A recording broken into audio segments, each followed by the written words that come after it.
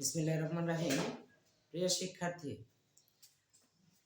দেখো a square সমান 2 root over 30 plus 11 হলে a এর মান কত? আমরা আজকে এই অঙ্কটির সমাধান করব, এর মান নির্ণয় করব। চলো শুরু করা যাক।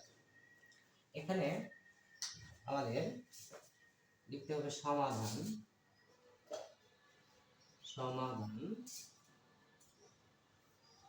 a স্কয়ার দেওয়া আছে, a স্কয়ার 2 রুট 30 প্লাস 11। তাহলে আমরা লিখে ফেলি এখানে a স্কয়ার সমান 2 রুট ওভার 30 প্লাস 11। আমরা এটাকে ভাঙবো, ভেঙে এর মান নির্ণয় করব। দেওয়া আছে a স্কয়ার, a স্কয়ার যদি দেওয়া থাকে আমাদের, অর্থাৎ বর্গ দেওয়া আছে, এর পাশে আমাকে একটা বর্গের সূত্র তৈরি করতে হবে। বর্গের সূত্র যদি আমরা তৈরি করতে পারি তাহলে সুন্দর করে আমরা এই স্কয়ারটা এর থেকে এর মানটা নির্ণয় করতে পারবো। তো দেখো এখানে a স্কয়ার থাক সমান 2 রুট 30 দেওয়া আছে, এখানে দেওয়া আছে কত 11। এখন আমরা সর্বপ্রথম যাব এই রুটের ভিতরে সংখ্যাটি কত। রুটের ভিতরের সংখ্যাটি হচ্ছে 30টাকে আমরা ভাঙবো। এমন দুটি সংখ্যা বের করো যেন গুণ করলে 30 হয় এবং ওই সংখ্যা দুটোকে যোগ করলে 11 হয়। তাহলে সংখ্যা দুটো কত?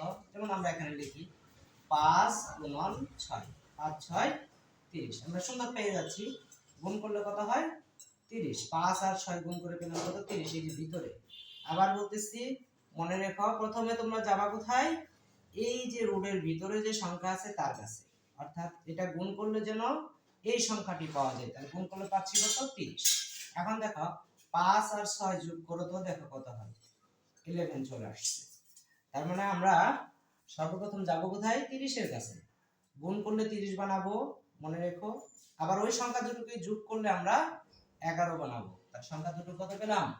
5 এবং 6। আমরা 5 এবং 6 পেয়ে গেছি। এখন 11কে ভেঙে আমরা দুটি সংখ্যা লিখতে পারি। যেমন ফার্স্ট লিখি একটা, যেমন লিখলাম 6 প্লাস 2 রুট 30 প্লাস 5। আমরা লিখতে পারি 5 আর 6 যোগ করলে 11। এই লাইন থেকে এই লাইনটা চলে আসছে। আমরা এইভাবে 11টাকে ভেঙে নিলাম। এরপর আসো a স্কয়ার থাক সমান, এখানে দেওয়া আছে 6 এর বর্গমূল কত? তোমরা জানো 1 থেকে 100 পর্যন্ত যে সংখ্যাগুলো আছে প্রত্যেকটি সংখ্যা বর্গমূল হয় না। তো কিছু সংখ্যা আছে আমাদেরকে বর্গমূল হয়, যেগুলো বর্গমূল হয় না সেগুলোর বর্গমূল কত? যেমন তোমরা জানো 4 এর বর্গমূল কত 2। 9 এর বর্গমূল কত? 9 এর বর্গমূল হচ্ছে 3।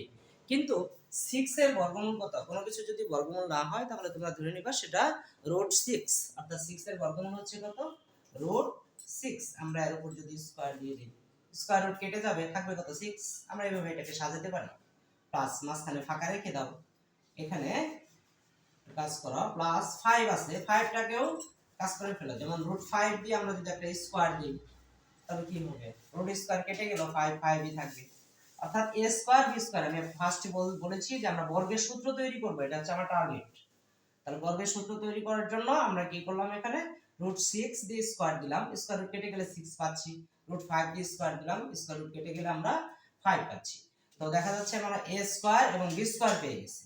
সূত্রের একটা ক্লু নেই, a হচ্ছে রুট 6, b হচ্ছে রুট 5। দেখো এটাও রুট, এটাও রুট, রুটের ভিতরে যদি গুণ করে তাহলে 5 6 30 হয়ে যাচ্ছে। তার মানে এটাকে আমরা সুন্দর করে এভাবে সাজিয়ে নিতে পারি। এখান থেকে আমরা অনায়াসে উপরের সংখ্যাটি আমরা পেয়ে যেতে পারি। এখন আসো a স্কয়ার থাক, দেখো a square plus 2ab plus b square সূত্র করে গেছে। a square plus 2ab plus b square. a square a কত? এখানে রুট 6। b কত? b হচ্ছে রুট ওভার 5। তাহলে আমরা a square plus 2ab plus b square সূত্র যদি পাই, সূত্রটা হচ্ছে কি a plus b whole square. আমরা a কত পেয়েছিলাম? রুট 6 প্লাস b হচ্ছে রুট 5, এর উপরে হোল স্কয়ার আমরা দিয়ে দিচ্ছি। এখন দেখো এই পাশেও হোল স্কয়ার আছে, এই সম্পূর্ণটার উপরে হোল স্কয়ার আছে। তাহলে স্কয়ার যদি পাওয়ারে যদি মিল হয়, সূচকের একটা নিয়ম আছে, সেখান থেকে আমরা পাওয়ারটাকে বাদ দিয়ে দিতে পারি, অর্থাৎ এখানে থাকতেছে কত a আর এখানে হলো কত √6 প্লাস √5। আমার অ্যানসারটা চেয়েছিল a এর মান কত, এর মান নির্ণয় করতে বলা হচ্ছিল, তাহলে এর মানটা আমরা পেয়ে গেছি। এই হচ্ছে আমাদের অ্যানসার, এর মান হচ্ছে √6 প্লাস √5। ধন্যবাদ।